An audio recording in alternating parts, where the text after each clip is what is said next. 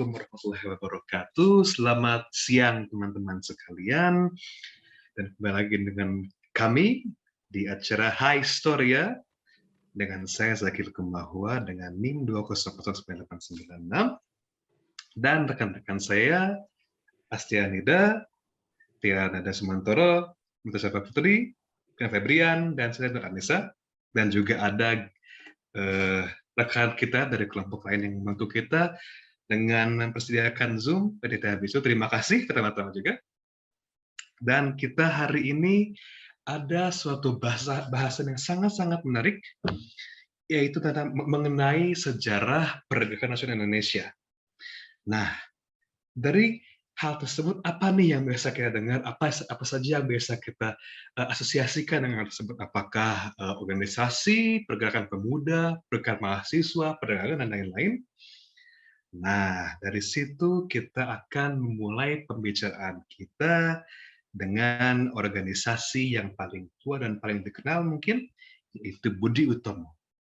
Untuk hal ini, mungkin ada yang bisa membantu, akan memulai.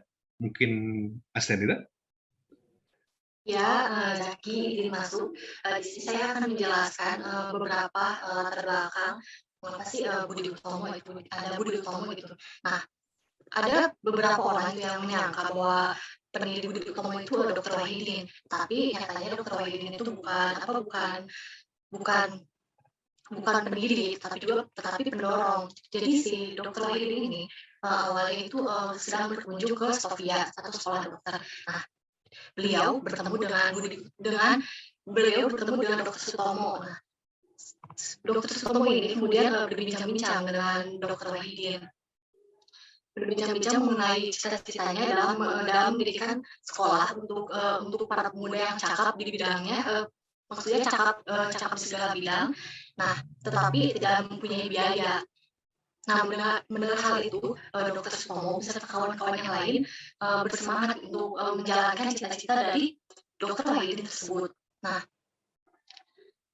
setelah itu ada satu masa di mana Dr. Wahidin ini sedang berbincang-bincang mengenai nama Budi Utomo ini. Kenapa gitu namanya Budi Utomo? Nah, Dr. Wahidin ini Dr. Sutomo ini mendengar bahwa Dr. Wahidin berkata seperti ini dalam bahasa Jawa, "Padiko padamelan ingkang sae, membuktikan budi ingkang utami," yang artinya yang Tuhan maksudkan itu adalah suatu pekerjaan yang baik dan membutuhkan suatu tabiat yang jujur yang utama. Maka dari itu penamaan nama Budi Utomo ini dari kalimat yang dikeluarkan oleh Dr. Wahidin kepada Dr. Sutomo dan teman-temannya. Jadi Budi Utomo itu diambil dari utama atau yang baik. Jadi Budi utama. Mungkin sekian dari saya. Ada yang ingin menambahkan, teman-teman? Saya mungkin izin menambahkan terkait dengan sejarah dari pendirian Budi Utomo sendiri. Baiknya sesuai dengan apa yang sudah dipaparkan oleh rekan saya sebelumnya, yaitu Astianida, bahwa sejak tanggal 3 sampai 5 Oktober tahun 1908, Budi Utomo juga menyelenggarakan kongres yang pertama di Yogyakarta. Setelah kongres tersebut, dalam waktu singkat, organisasi Budi Utomo memiliki perubahan orientasi, yang semula hanya terfokus pada sosial budaya, namun kemudian berubah menjadi organisasi politik. Dalam perjalanan sejarahnya, organisasi Budi Utomo ini terbagi menjadi dua golongan, yaitu golongan tua dan golongan muda, di mana yang sudah saya jelaskan sebelumnya, golongan tua ini menempuh perjuangannya melalui secara sosiokultural, sedangkan dari golongan muda itu sendiri menempuh perjuangannya melalui jalan politik dalam menghadapi pemerintah kolonial Belanda. Cara ini dianggap merupakan strategi yang paling tepat dan efektif karena mampu mengimbangi politik pemerintahan kolonial Belanda. Dan dengan seiring berjalannya waktu dan seiring bertambahnya organisasi-organisasi lain yang lebih aktif dan penting bagi pribumi, kemudian Budi Utomo mengalami kemunduran. Mungkin sekian yang dapat saya sampaikan. Terima kasih. Ya, terima kasih kepada saudari-saudari Astianida dan Mentari yang sudah sangat dengan jelas menjelaskan apa itu Utomo, apa saja haluannya, apa yang membangun Budi Utomo sendiri, tokoh-tokoh siapa saja yang menjadi pendirinya, dan juga bagaimana haluannya berubah seiring waktu. Selanjutnya, ada perkumpulan yang lain juga yang terkenal dalam masa pergerakan nasional, yaitu IP atau Indisch Party. Apakah ada yang bisa menjelaskan, membantu? Mungkin dari saudara. Ya, moderator, saya boleh izin membantu menjelaskan. Baik, di sini saya akan menjelaskan sedikit mengenai Indisch Party, di mana Indisch Party ini merupakan salah satu organisasi yang berdiri pada era pergerakan nasional di Indonesia sekitar abad ke-20, di mana partai ini dibentuk pada tanggal 25 Desember 1912 oleh 3 serangkai yang terdiri dari Ernest Dawes Dekker, Cipto Mangunkusumo, dan Suwardi Suryaningrat, atau yang mungkin lebih kita kenal sebagai Ki Hajar Dewantara. Pembentukan Indisch Party ini digagas oleh Ernest Dawes Dekker sendiri, di mana beliau mengajak Suwardi Suryaningrat dan Cipto Mangunkusumo yang pada saat itu tergabung dalam organisasi Budi Utomo. Namun Cipto Mangunkusumo dan Suwardi Suryaningrat ini merasa memiliki pandangan yang berbeda dengan orang-orang yang ada di organisasi Budi Utomo, sehingga akhirnya kedua tokoh ini memutuskan untuk keluar dari Budi Utomo dan bergabung dengan Dawes Dekker untuk mendirikan organisasi baru yang dinamakan Indisch Party ini. Kemudian dalam buku Sejarah Pergerakan Nasional Indonesia karya Nyoman Dekker disebutkan bahwa Indisch Party ini adalah sebuah organisasi kebangsaan di era pergerakan nasional yang memiliki program yang jelas untuk menegakkan semangat nasionalisme, di mana hal ini menjadi pembeda antara Indisch Party dengan organisasi sebelumnya yang sudah dijelaskan, yaitu Budi Utomo, di mana Budi Utomo itu kan fokusnya lebih kepada bidang kebudayaan dan pendidikan, sementara si Indisch Party ini lebih berfokus kepada kemerdekaan Indonesia pada saat itu. Mungkin sekian yang dapat saya paparkan, bisa saya kembalikan kepada moderator. Terima kasih, Saudara Firna, sudah dengan jelas juga mengawali. Mungkin ada yang lain membantu dengan Indisch Party ini? Mungkin saya akan sedikit menambahkan ya apa yang sudah dipaparkan oleh rekan saya, Firna. Yang seperti kita ketahui, Indisch Party ini kan sebuah partai politik ya. Nah, jadi Indisch Party ini tuh berusaha untuk mendaftarkan kelegalannya gitu ya, mendaftarkan status badan hukumnya kepada pemerintahan kolonial pada tanggal 11 Maret 1913. 1913. Nah, karena politik kolonial ini merasa bahwa partai Indisch Party ini dapat membangkitkan semangat nasionalisme di Hindia Belanda, maka Indisch Party ini tuh ditolak oleh pemerintah kolonial Belanda. Nah, tapi 3 serangkai sebagai pendiri Indisch Party ini tuh menggunakan Indisch Party ini sebagai media untuk mengkritik pemerintah kolonial Belanda. Seperti pada saat itu, Ki Hajar Dewantara menulis buku Als ik in Nederlander was, atau bahasa Indonesia-nya itu Andaikan Aku Seorang Belanda, sebagai upaya untuk mengkritik pemerintahan Belanda.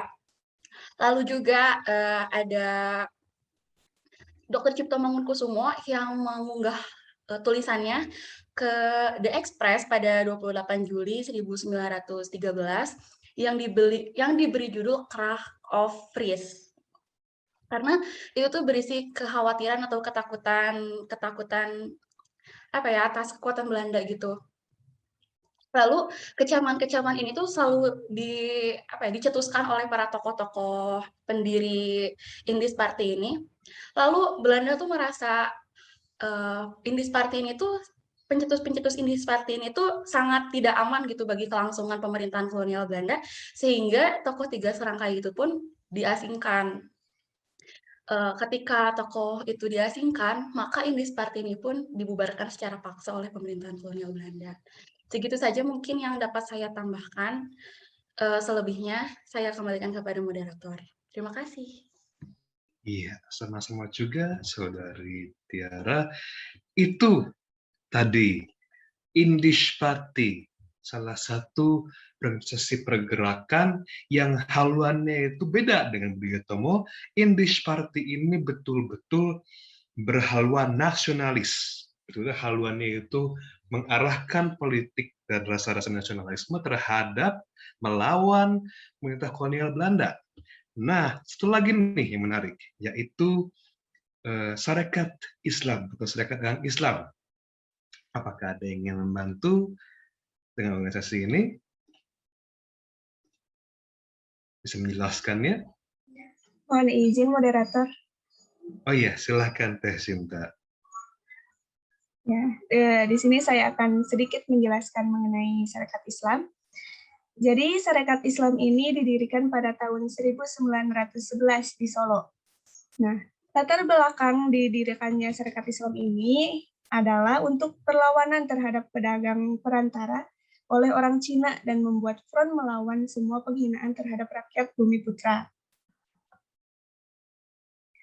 Lalu, seluruh aksi yang dilakukan Sarekat Islam ini terlihat bahwa perkumpulan tersebut melaksanakan suatu tujuan ketatanegaraan, sehingga tanpa diragukan, periode SI pada saat itu dicanangkan oleh suatu kebangunan revolusioner dalam arti tindakan yang gagah berani melawan sel-sel terjajah penjajah.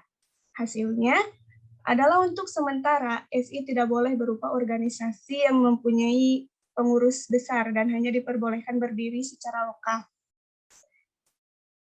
Lalu pada Kongres PSI tahun 1930 diputuskan bahwa Sarekat Islam ini berubah namanya menjadi Partai Sarekat Islam Indonesia atau PSII. Pada tanggal 28 November 1926, di Jakarta dibentuk golongan pro Haji Agus Salim, yaitu suatu komit oposisi yang mau bekerja sama dengan pemerintah kolonial. Nah, komit ini bernama Barisan Penyadar PSII, yang dipimpin langsung oleh Muhammad Rum. Komit ini membantah sikap non-kooperasi dari PSII. Dalam Kongres PSII di Palembang pada bulan Januari tahun 1940, diputuskan bahwa akan ada pemecatan Ketua Muda Dewan Partai, yaitu Kartosuwiryo. Nah, setelah dipecat Kartosuwiryo, pada permulaan tahun 1940 mendirikan badan oposisi intern, yaitu Komit Pertahanan Kebenaran PSI. Sekian yang dapat saya sampaikan, saya kembalikan kepada moderator. Terima kasih Teh Sinta yang sudah menjelaskan sejarah SI atau SPII. Sekarang kita kenal mungkin. SI ini menarik karena unsur-unsur dalamnya itu sangat-sangat bisa kita lihat nanti akan tercerai-berai menjadi dua kubu yang jelas, yaitu kubu nasionalis Islam dan kubu Marxis nasionalis, yang atau kita sering kenal sebagai SI putih dan SI merah. Nah, sekarang nih ada pertanyaan yang sangat-sangat penting yang kita sering dengar. Kita tahu bahwa Hari Kebangkitan Nasional itu ditetapkan pada tanggal 20 Mei. Tapi kebanyakan orang-orang di luar itu tidak mengetahui kenapa Hari Nasional ini itu ditetapkan tanggal segitu. Nah, pertanyaannya ini mungkin bantu nih kawan kita sekalian untuk menjelaskan kenapa Hari Kebangkitan Nasional itu pada tanggal segitu. Apakah ada yang bisa mungkin menjawab pertanyaan ini? Mungkin dari Nida dulu. Boleh, saya masuk menurut pendapat saya. Jadi kita balik lagi ke cita-cita Budi Utomo sebelumnya. Nah, yang sebenarnya menjadi cita-cita Budi Utomo itu adalah segala yang perlu untuk menjalani kehidupan kehidupan bangsa yang terhormat. Nah, jelas sekali kan tujuannya itu untuk menjadikan kedudukan bangsa Indonesia menjadi bangsa yang terhormat di mata dunia. Nah, hal itulah yang menjadikan permulaan baru dalam sejarah bahwa kesadaran nasional, perlu ditekankan lagi nih, kesadaran nasional disimpulkan dalam bentuk sebuah perkumpulan.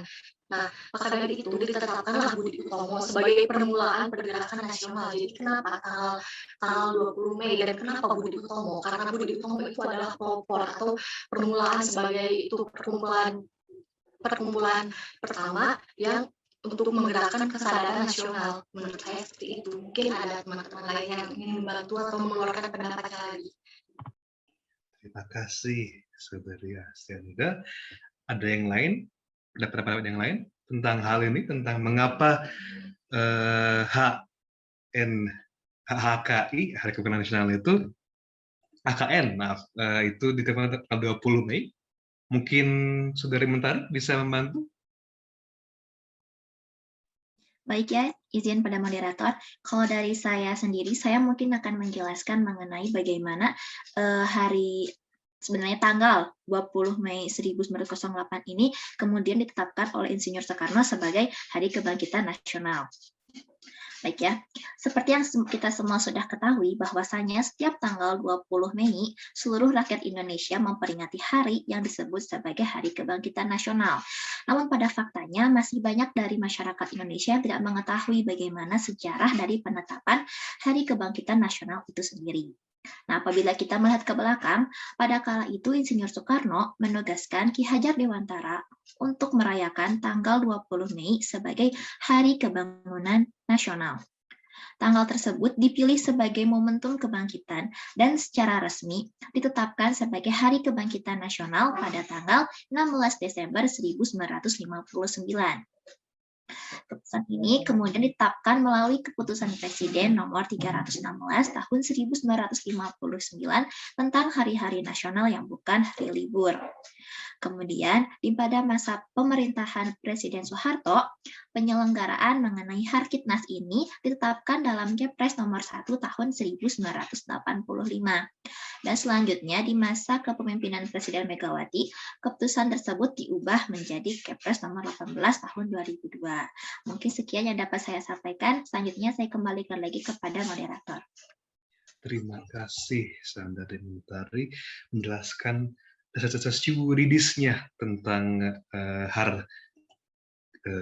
Harkitnas ini. Ada yang lain lagi mungkin? Mungkin Saudari Tiara bisa membantu juga nih. Kebetulan pendapat saya mirip-mirip dengan pendapat dari rekan saya Mentari ya. Betul sekali, pada saat itu sedang diadakannya upacara memperingati Hari Kebangkitan Nasional. Nah, pada saat itu beberapa dari pemimpin Indonesia tuh menganggap bahwa hari tersebut tuh sangat cocok untuk dijadikan sebagai Hari Kebangkitan Nasional, yakni pada tanggal 20 Mei. Diperingatinya tuh pada saat 20 Mei 1948 mereka menentukan itu. Nah, hingga akhirnya peringatan tersebut pun dicantumkan di dalam sebuah dokumen yang bernama Dokumen Kesatuan Nasional. Yakni dokumen tersebut pun akhirnya ditandatangani oleh wakil-wakil dari beberapa partai politik seperti Front Demokrasi Rakyat, Partai Politik Islam Masyumi, Partai Nasional Indonesia, Kongres Wanita Indonesia, dan Pemuda. Nah, antara lain dokumen tersebut berisi mengenai mengadakan usaha bersama untuk menolak bahaya yang mengancam dari luar khususnya ya, karena pada saat itu di tahun 1948 saat penentuan tanggal Hari Kebangkitan Nasional itu tuh Indonesia sedang diserang oleh Belanda pada saat itu. Jadi mungkin mereka tuh beranggapan bahwa saat ini tuh adalah saat yang pas untuk ini teman-teman, mohon maaf, bantu saya untuk menetapkan bahwa hari tersebut itu cocok untuk dijadikan Hari Kebangkitan Nasional. Tetapi ada juga beberapa sumber yang telah saya baca sebelumnya. Pada saat upacara Hari Kebangkitan Nasional ini, Presiden Soekarno pada saat itu berpidato, tapi dalam sumber yang saya baca, pidatonya ini tuh kurang jelas referensinya, kurang jelas apa yang diutarakan dari sumber-sumber yang telah dicantumkannya. Akan tetapi dari pidato yang telah Soekarno cetuskan ini tuh, dicetuskan bahwa 20 Mei 1908 ataupun yang kita ketahui sebagai hari lahirnya Budi Utomo itu akan diperingati sebagai Hari Kebangkitan Nasional. Mungkin segitu yang dapat segitu saja yang dapat saya paparkan. Saya kembalikan kepada moderator. Mungkin dari pendapat saya ada yang kurang relevan, mungkin dari teman-teman ada yang dapat menambahkan. Terima kasih. Terima kasih juga Saudari Tiara. Nah, dan lagi mungkin yang bisa membantu tadi dari Saudari Tiara, mungkin Saudari Firna bisa membantu juga. Ya, baik, mungkin pendapat saya ini menambahkan dari yang sudah dijelaskan oleh teman-teman tadi ya, dan mengulas kembali juga, di mana seperti yang kita ketahui bahwa peringatan Hari Kebangkitan Nasional ini diperingati setiap tanggal 20 Mei sesuai dengan tanggal dibentuknya organisasi Budi Utomo. Pertanyaannya kenapa harus Budi Utomo kan? Dari beberapa referensi yang saya baca, Budi Utomo ini merupakan organisasi yang menandai bangkitnya semangat persatuan, kesatuan, dan nasionalisme bangsa Indonesia, serta dimulainya kesadaran untuk memperjuangkan kemerdekaan Republik Indonesia pada masa pergerakan nasional. Hal inilah yang kemudian mendasari Insinyur Soekarno untuk menjadikan Budi Utomo ini sebagai tonggak kebangkitan nasional Indonesia, sehingga pada akhirnya tanggal dibentuknya Budi Utomo ini harus dirayakan setiap tahunnya sebagai Hari Kebangkitan Nasional. Seperti itu mungkin moderator. Terima kasih Saudari Firna. Dan mungkin terakhir Teh Sinta bisa juga membantu menambahkan pendapat-pendapat yang lainnya. Baik, saya akan sedikit memaparkan pendapat saya. Melansir dari situs Kemendikbud, ide penetapan Hari Kebangkitan Nasional itu bermula setelah 2 tahun Indonesia merayakan kemerdekaan. Lebih tepatnya tanggal 20 Mei yang ditetapkan sebagai Hari Kebangkitan Nasional ini tuh bertepatan juga dengan berdirinya Budi Utomo sebagai organisasi pertama. Pada saat itu, Dr. Wahidin mencetuskan ide untuk mencerdaskan bangsa melalui dana pendidikan agar tidak mudah diadu oleh penjajah. Sementara Sutomo dan kawannya yang memiliki rasa nasionalisme menyepakati pembentukan Budi Utomo ini yang menjadi cikal bakal dibentuknya Hari Kebangkitan Nasional. Sekian pendapat dari saya kembalikan kepada moderator. Baik, terima kasih kepada Teh Sinta atas pendapatnya. Dan itu yang bisa kita lihat dari pemaparan dan diskusi tentang awal-awal dari pergerakan nasional Indonesia dan organisasi-organisasi yang Moderator. Oh, silahkan. Ada apa ini? Mungkin ada satu bahasan menarik yang saya baca dari beberapa sumber yang sudah saya dapatkan. Jadi penetapan Hari Kebangkitan Nasional itu pun menimbulkan polemik ya. Sebetulnya ini mungkin sebuah fun fact ya untuk kita, sebuah pengetahuan baru bahwa dari beberapa pelopor Indonesia yang mungkin dari beberapa pemimpin, mungkin dari sejarawan menganggap bahwa kebangkitan nasional ini tuh kenapa harus mengikuti tanggal lahirnya Budi Utomo, karena keanggotaan Budi Utomo ini tuh masih sebatas etnis dan teritorial Jawa, tidak mencakup keseluruhan. Mungkin dari situ menimbulkan banyak pertanyaan dari beberapa pihak. Lalu lantaran sifatnya yang etnosentris ini tuh, pemilihan tanggal 20 Mei sebagai Hari Kebangkitan Nasional masih menuai polemik karena ya seperti tadi saya jelaskan, karena dianggap hanya mengangkat etnis Jawa saja. Lalu dari ada artikel yang menarik dari koran Kompas, koran cetak Kompas yang diterbitkan pada 28 Oktober 1977. Beritanya ini tuh berjudul Profesor Dr. Harsha W. Bachtiar. Judulnya Tidak Tepat, Dasar Peringatan Hari Kebangkitan Nasional dan Hari Kartini. Pendapat Profesor Dr. Harsha Bachtiar ini tuh menyebutkan bahwa ada beberapa tanggapan lain juga dari Murwanto, dari Suroto dalam surat kepada redaksi berjudul Kita Sudah Salah Semenjak Puluhan Tahun, dan mungkin ini tidak begitu dijelaskan apa maksud dari salah semenjak puluhan tahun. Mungkin dari kata-kata yang digunakan dalam penentuan Hari Kebangkitan Nasional mungkin ya. Nah, Profesor Dr. Harsha ini tuh berpendapat bahwa hari lahir Budi Utomo sebenarnya tidak bisa menjadi dasar untuk Hari Kebangkitan Nasional. Sebab Budi Utomo tidak didirikan dengan kesatuan Indonesia dengan sebagai tujuan, melainkan cara untuk menaikkan taraf hidup orang Jawa dan Madura yang menjadi tujuan utama Budi Utomo. Lalu ia juga berpendapat bahwa kurang tepat merayakan Hari Kartini yang disebut sebagai tokoh emansipasi wanita, karena banyak tokoh-tokoh lain seperti Cut Nyadin, Cut Mutia yang dapat dijadikan sebagai tokoh emansipasi wanita. Mungkin segitu saja yang dapat saya paparkan dari apa yang saya dapatkan. Ini menarik ya, kayak wah iya, mengapa ya tanggal 20 Mei ini tuh dijadikan Hari Kebangkitan Nasional? Apakah ada pro kontra dari orang lain? Ternyata ada kontranya ya, teman-teman. Sekian dari saya. Mungkin ada teman-teman yang mau berpendapat, mungkin dari moderator sendiri.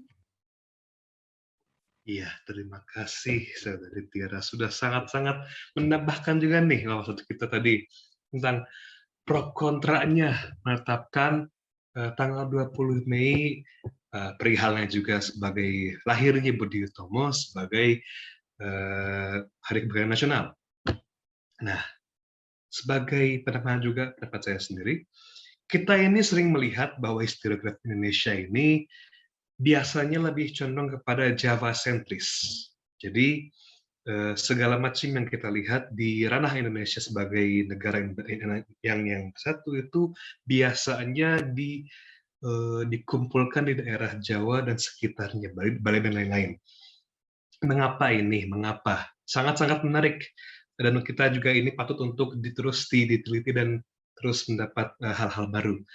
Ini yang saya ketahui dan saya sendiri baca bahwa banyak sekali pelapor-pelapor ide nasional-nasional ini itu memang banyak dari Jawa dan daerah-daerah Jawa sekitar. Nah, mungkin karena historiografer juga lebih bisa mengakses para tokoh-tokoh ini tuh dari Jawa ini, dan susah atau sulit mendapatkan informasi dan lain-lain dari tokoh-tokoh yang dari luar Jawa. Mungkin kita melihat bahwa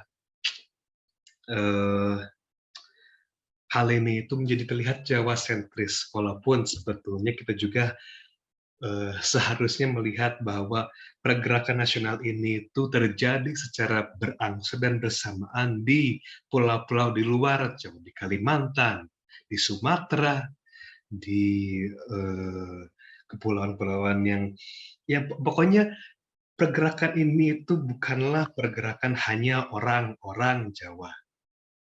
Bukan hanya pergerakan orang-orang yang tinggal di Pulau Jawa, tapi adalah pergerakan nasional Indonesia. Seperti itu. Nah, dan juga tadi Saudari Tiara mengangkat hal emansipasi, dan itu sangat-sangat menarik juga. Kita ingat bahwa Kartini ini itu adalah salah satu tokoh emansipasi yang memang luar biasa, tapi kita juga harus ingat bahwa bukan hanya tokoh-tokoh yang ada di dalam keningatan ke royalty atau nobility, bahwa banyak juga tokoh-tokoh di luar ningrat ini itu yang menjadi pendorong emansipasi wanita di waktu pergerakan nasional. Seperti itu. Mungkin itu saja yang bisa kita diskusikan hari ini. Sangat luar biasa, banyak sekali pengetahuan yang baru kita dapatkan. Mungkin sekian saja yang bisa kita paparkan dari kelompok kita. Sekali lagi berterima kasih kepada semua kawan-kawan, kepada Tiara, Asyarida, Mentari, Tesinta, Firna, dan sekali lagi kepada Kang Raditya yang sudah sangat-sangat membantu kita dalam menghadirkan Zoom ini. Dan saya, Zakil Mahua, dan kawan-kawan sekalian undur diri. Mungkin akan bertemu di depannya di Historia yang lain. Sekian dari kami. Terima kasih. Wassalamualaikum warahmatullahi wabarakatuh. Goodbye.